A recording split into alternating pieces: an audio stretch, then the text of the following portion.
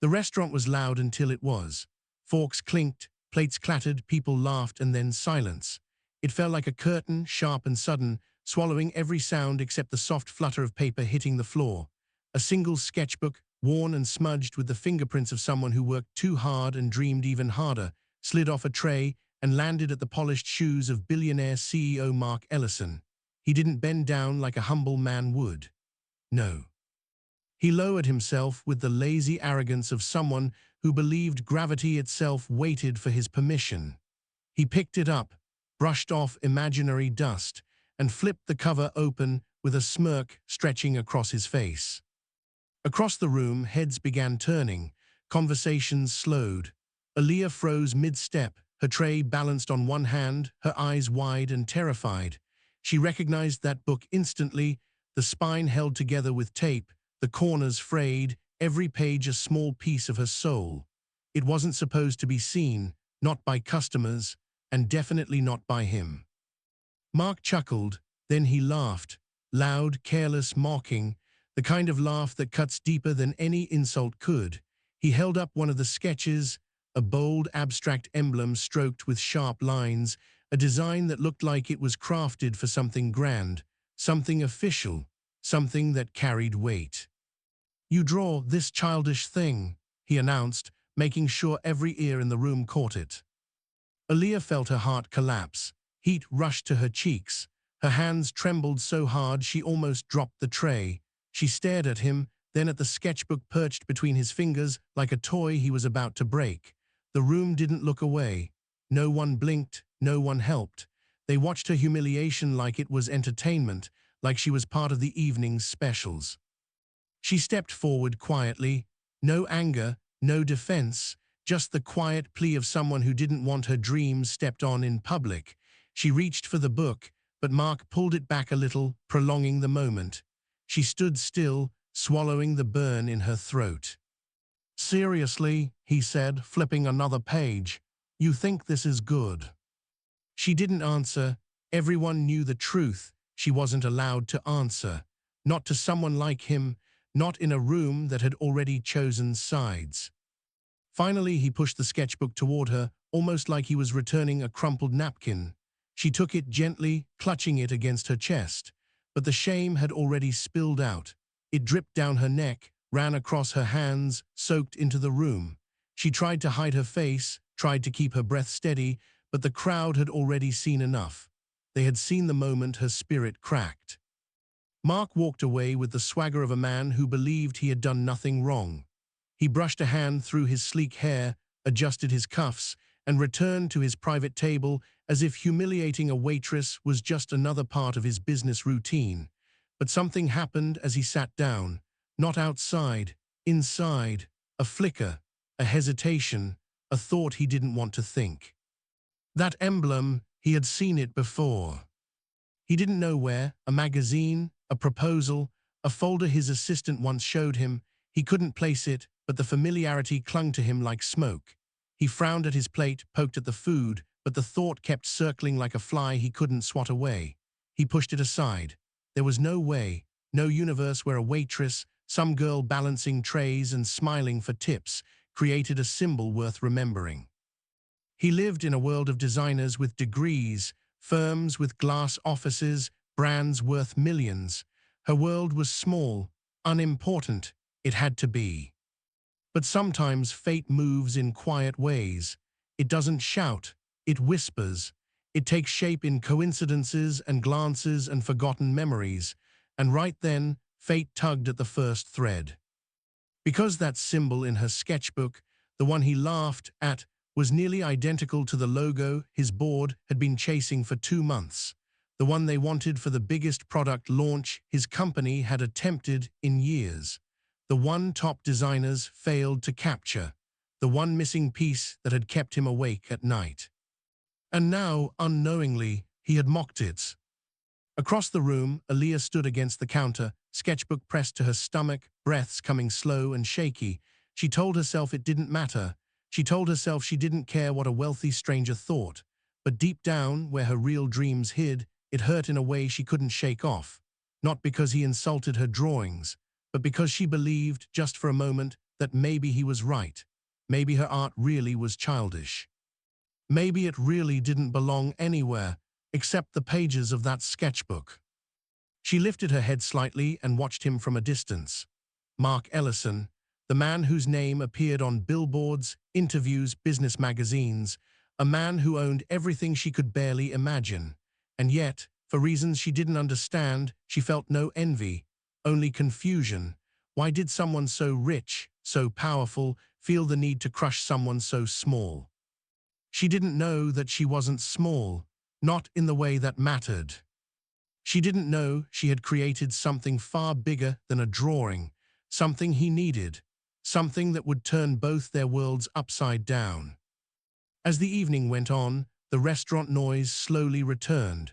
People whispered about the incident, shaking their heads, pretending to be sympathetic while secretly replaying the drama in their minds. Aaliyah carried plates, poured drinks, smiled when she had to, but each smile felt heavier than the last. At Mark's table, his assistant leaned in and whispered something about tomorrow's meeting, the one about the still unapproved logo design, the one he had refused to postpone. Mark waved it off, but the knot in his stomach tightened as the emblem from her sketchbook flashed again in his memory. Sharp, bold, perfect. He inhaled slowly, pushing away the possibility. It wasn't real. It couldn't be real. Except fate doesn't care what people believe. Fate cares about timing. And the moment Mark decided to stand up and leave, brushing past the same counter Aaliyah leaned against, the thread tightened again. She didn't look at him, but he looked at the sketchbook, not openly, just a flicker of his eyes, a moment of doubt, a moment of realization. He walked out of the restaurant, trying to forget everything. But some things don't let themselves be forgotten, especially when they are the beginning of a story you never planned to be part of. Word spread fast, faster than anything Aaliyah had ever seen in her life. It moved through the restaurant like wind slipping under doors, then out into the city where gossip traveled quicker than truth. They didn't say his name with respect anymore, not in those whispered conversations near the dish pit, not in the muttered exchanges between cooks. They called him the billionaire who mocked the black waitress, the man too rich to care, too proud to see beyond his own reflection. People replayed the moment in hushed tones, shaking their heads like they had watched a storm tear through the dining room. Aaliyah tried to ignore all of it. Every time someone glanced at her with sympathy or outrage, she just kept moving, tray up, tray down, smile, thank you, have a nice night. But inside, a quiet storm churned. It wasn't loud. It didn't rage. It just simmered the way hot metal cools, slowly, silently, still dangerous. On her short breaks, she slipped into the tiny employee locker room. It smelled like detergent and old uniforms, but it was the only place she could breathe. She sat on a folding chair, opened her sketchbook, and let the pencil move. The lines that came out were sharper than before, angrier, but also filled with something tender she hadn't lost yet, hope. A dream she still wasn't ready to kill, even if the world kept trying to bury it. Her drawings became the only place she could speak honestly. Every stroke carried the weight of yesterday. Every shape held a piece of her voice, a voice she hadn't used in front of him. Meanwhile, miles across town, in a glass tower that touched the sky, Mark Ellison faced a different kind of storm. The kind that came dressed in suits and carried paper instead of thunder. His legal team gathered around the long conference table, faces tight, eyes lowered, as if bracing for impact. "We have a problem," his lead attorney said, sliding a folder across the table. Mark didn't flinch. Problems were routine. He solved them with money, with strategy, with power.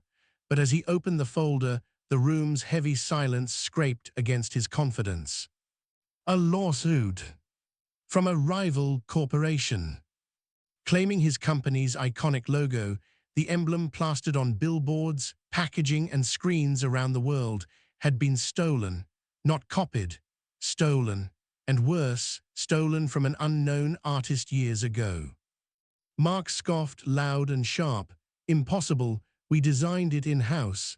Every version was tracked. But the attorney didn't smile, didn't blink. He clicked a remote and the screen behind him lit up with documents, photocopies, emails, timelines. Then he clicked again, and on the screen appeared a blurry scan, the earliest version of the logo. Only this one wasn't stored in any employee file. It wasn't on any designer's hard drive. There was no signature, no author, no origin. Just a sketch with angles and curves so distinct, so familiar, that Mark felt something inside him jolt. "Where did we get this?" he demanded, voice tightening. The attorney's jaw clenched. "We are not sure." Not sure, the phrase echoed in Mark's chest like a distant alarm. His company built entire empires on documentation, on precision, on knowing every line and shade of everything they produced. Not sure did not exist in his world. He leaned closer, staring at the image on the screen. The shape, the angles, the way the lines crossed with intention, not accident. He knew them. His mind reached for a memory he didn't want to acknowledge. And then it hit. A flicker, a flash, a page turning under his hand, a waitress standing frozen, trembling hands clutching a sketchbook, a bold emblem drawn in strokes that looked dangerously close to the one on the screen. Aaliyah. The name burned in his thoughts. He sat back slowly, breath tightening, the conference room suddenly colder than it had been a second before. Because yesterday he had flipped through her drawings with mockery dripping off his tongue. Yesterday he had laughed at her work in front of strangers. Yesterday he had thrown away something he didn't understand. Now he understood too much. His empire wasn't built on sand, it was built on an unknown symbol that someone else had created, an artist no one had ever credited. And the more he thought about the emblem in her sketchbook, the more the pieces clicked into place. There was no employee origin, because the origin hadn't come from an employee. It had come from a waitress. A black waitress he had humiliated without a second thought. His confidence cracked. It didn't break yet, but it cracked enough to let doubt seep in, enough to silence the smugness he always carried, enough to drag him back to the memory of her eyes, the shame he put there, the hurt he caused, the talent he dismissed. He remembered the way her fingers shook when she took the sketchbook back, the way she swallowed her words, the way the entire restaurant watched her crumble. And now, ironically, she suddenly mattered more than he wanted to admit. Because if her sketch matched the missing origin, if her lines were the foundation of the logo his company claimed as its own, then everything was about to collapse. Not just a lawsuit, not just a product launch. His name, his reputation, his legacy. He rubbed his temples, frustrated. He didn't want this to be true. He didn't want to believe someone he mocked could have created something his top designers failed to imagine. But truth doesn't care about pride. Truth cares about timing. And the timing was perfect. Across the city, Aaliyah finished another drawing, her pencil slowing as exhaustion caught up to her. She closed her sketchbook with a soft sigh, not knowing that the same book he laughed at was now the one thing he desperately needed. Not knowing he was replaying every second in his head. Not knowing his world was starting to shake, and she was the epicenter. And somewhere deep inside him, beneath the arrogance and denial, a quiet fear began to bloom. A fear that the person he had stepped on might be the only person who could save him. Mark returned to the restaurant, not as the man people recognized from magazine covers and business shows, not as the billionaire who walked with a wall of cameras and advisors behind him, but as someone carrying the heavy weight of truth. He moved through the entrance quietly, almost nervously, like he was afraid the door itself might judge him. The same place where he once strutted now felt unfamiliar, colder, sharper. Even the lights seemed different, as if the room remembered what he'd done. Aaliyah didn't look up when he approached. She worked her shift with the same quiet grace she always had, balancing trays, offering tired smiles, keeping her voice soft. To her, he was just another customer she wished would fade into the background. She wiped a counter with slow, practiced strokes, trying to ignore the shadow standing across from her. He cleared his throat. The sound barely rose above a whisper, "I need to see your sketchbook." She froze, not from fear that moment had passed, but from something deeper, weariness, distrust. The silence between them stretched, long and tight, filled with everything he had done and everything he had ignored. She didn't rush. She didn't scramble to please him. She simply lifted her eyes, searching his face for the reason behind his request. There was no arrogance there this time, no smugness, only a quiet, shaken plea. After a long pause, she reached under the counter and slid the sketchbook across the surface. No words, no explanation, just the small, worn book that carried all the pieces of her heart he once laughed at. Mark opened it slowly, like it was something fragile, something alive, and as he flipped the first page, his breath caught in his chest. He turned another page, then another. Page by page, his world began to shake. The arrogance he'd built his entire identity on started collapsing in on itself. There it was, his company's logo. Not the polished version used now, but the raw shape, the original form, the exact emblem that sat at the center of a multi-million-dollar lawsuit. Only this version was sketched years before his designers had ever invented anything. The strokes were identical, the angles matched, the curves, the flow, the rhythm, everything. Her art style wasn't similar. It was the source. Aaliyah watched him, her posture still, her face guarded. She didn't try to justify her work. She didn't reach out to explain. She simply let the truth sit between them. His voice came out thin. "When did you draw this?" She swallowed softly, her eyes dropping to her hands. "Years ago, I entered a public contest your company held. They said they wanted fresh artists, new voices. I submitted a whole packet." Her voice wavered for a moment, but she steadied it. "I never heard back, not even a rejection email, so I figured," she paused, gathering the pieces of a painful memory. "I figured my work wasn't good enough." Her fingers touched the edge of the book, tender and protective. "I kept drawing anyway, even when it hurt." Mark's stomach twisted. He remembered that contest. Thousands of submissions, cheap marketing. Engage the community, they'd said. Let the public feel included. He had skimmed a summary once. His team picked a concept, refined it, claimed it as an internal design, and moved on. He never looked at the origins, never cared to. Until now. The truth crawled through him slowly, painfully. His company had taken her concept. They stole it. They refined it. They trademarked it. They built an empire on it.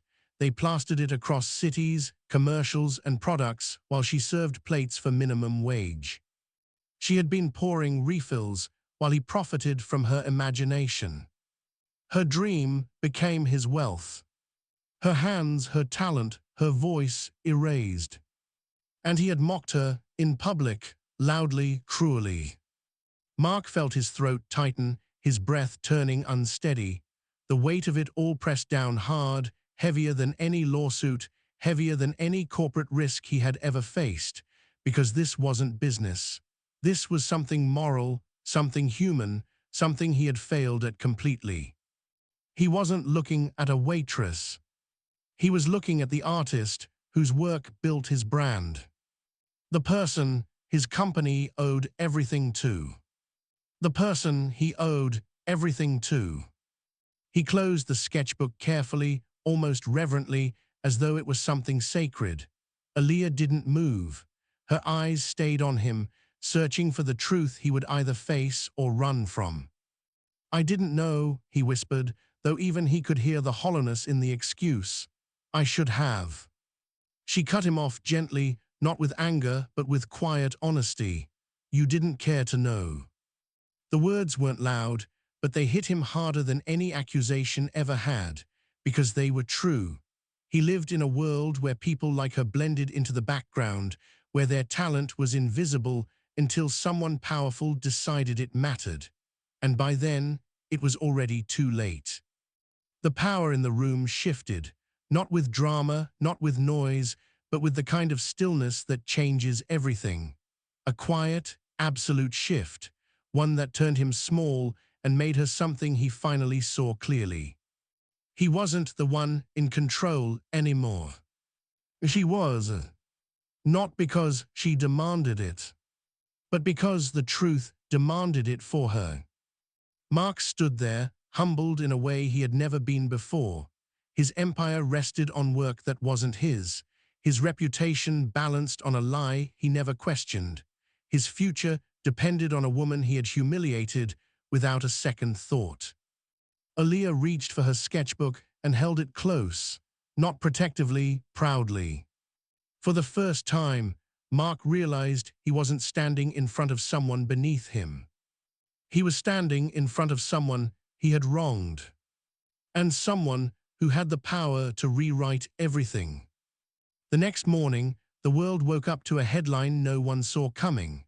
It spread across business networks, gossip blogs, morning shows, and every social feed like lightning striking steel. Billionaire CEO credits unknown black artist as original logo creator.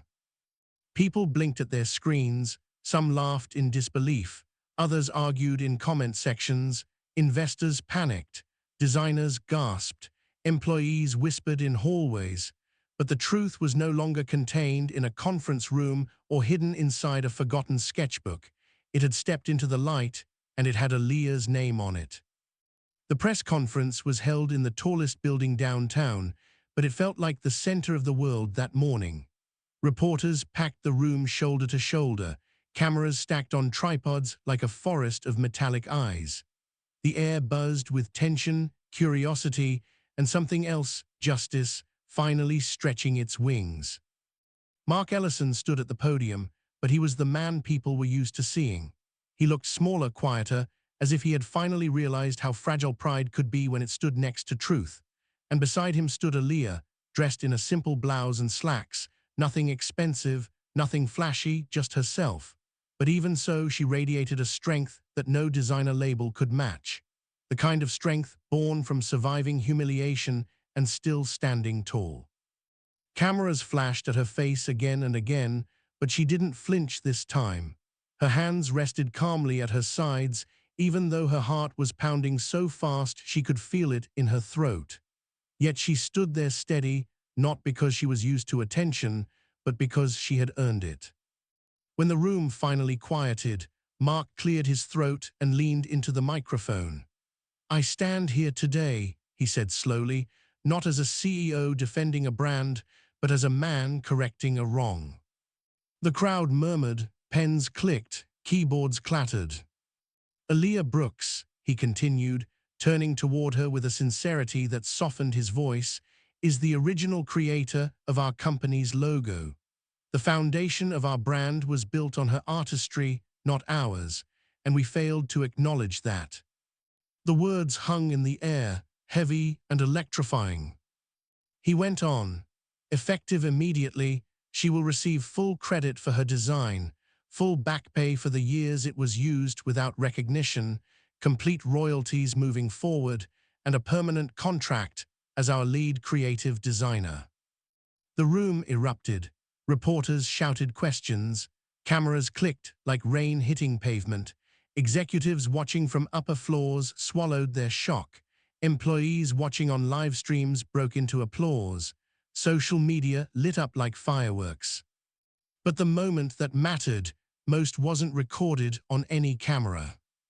It was the moment Aaliyah reached out with trembling hands and took the pen he offered her. Not trembling from fear, not trembling from pressure, but trembling because she was finally being seen. She signed each document slowly, carefully, her signature curling across the page like the lines she had once drawn alone in a small break room between shifts. Each stroke felt like reclaiming something stolen, her voice, her worth, her dream. When she finished, the room rose in applause, loud enough to shake the microphones, loud enough to bring tears to the eyes of people who had never even known her name the day before. Aaliyah stepped away from the table as staff escorted reporters out for the next segment of the press day. She felt the weight on her shoulders slowly lifting, not all at once, but piece by piece, like bricks being taken off her chest. She exhaled for what felt like the first time in years.